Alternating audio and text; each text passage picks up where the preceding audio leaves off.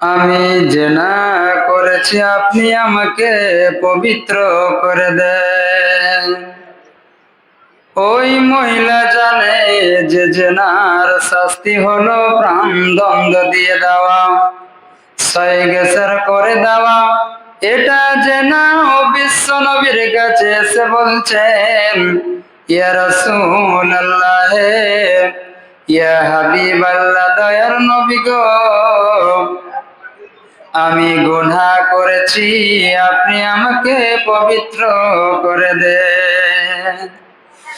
বিশ্ব নবী ডান দিকে মুখ ফিরিয়ে নিলেন, মহিলা আবার ডান দিকে আসলেন।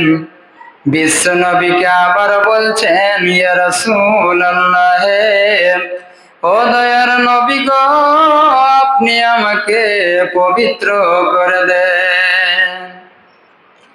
তিনবার বলে হয়ে যাওয়ার পর বিশ্ব নবী বললেন, রে মহিলা, জেনা করার পর তোমার গর্ভে কি কোন সন্তান এসেছে?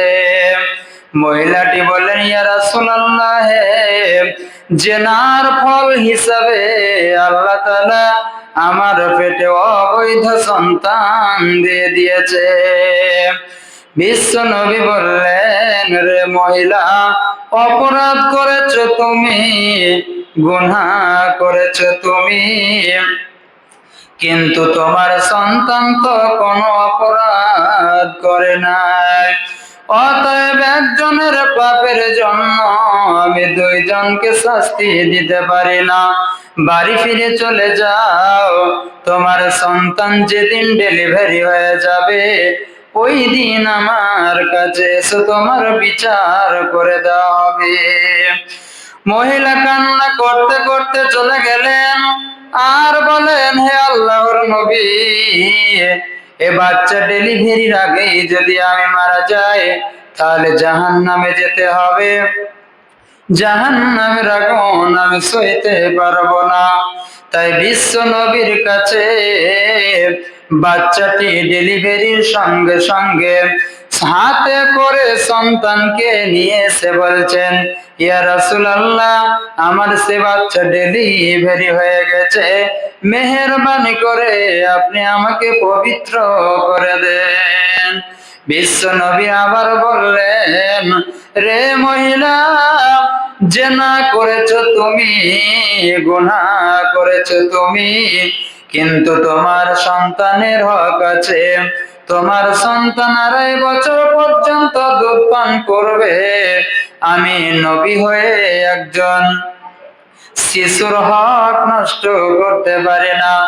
অতএব তোমার বিচার আজকেও হবে না, তুমি বাড়ি চলে যাও, সন্তানকে দুধ পান করাও।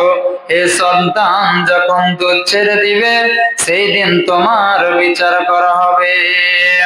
মহিলা আবারও কান্না করতে করতে চলে গেলেন।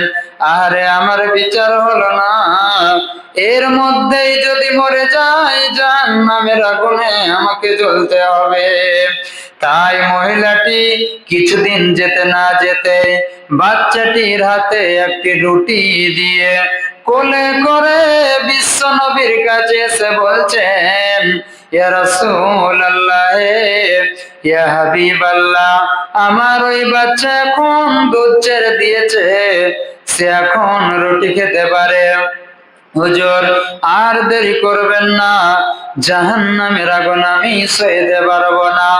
আল্লাহর নবী মহিলাটির এই ধরনের অনুশোচনা দেখে সাহাবীদেরকে অর্ডার দিয়ে দিলেন, রে আমার সাহাবীরা, এই মহিলাকে মাঠের মধ্যে নিয়ে যাও, বুক পর্যন্ত মাটির মধ্যে পুঁতে দাও, চতুর্দিক থেকে পাথর নিক্ষেপ করো।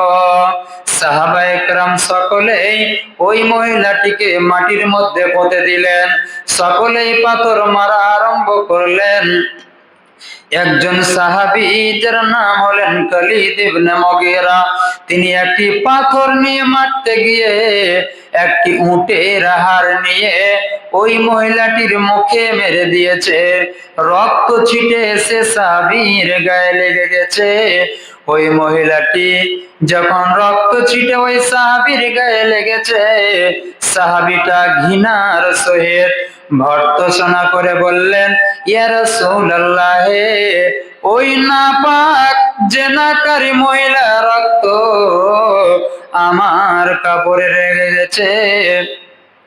বিশ্ব নবী বললেন, রে সাহাবী, ওই মহিলাকে আজে বাজে মন্তব্য করো না।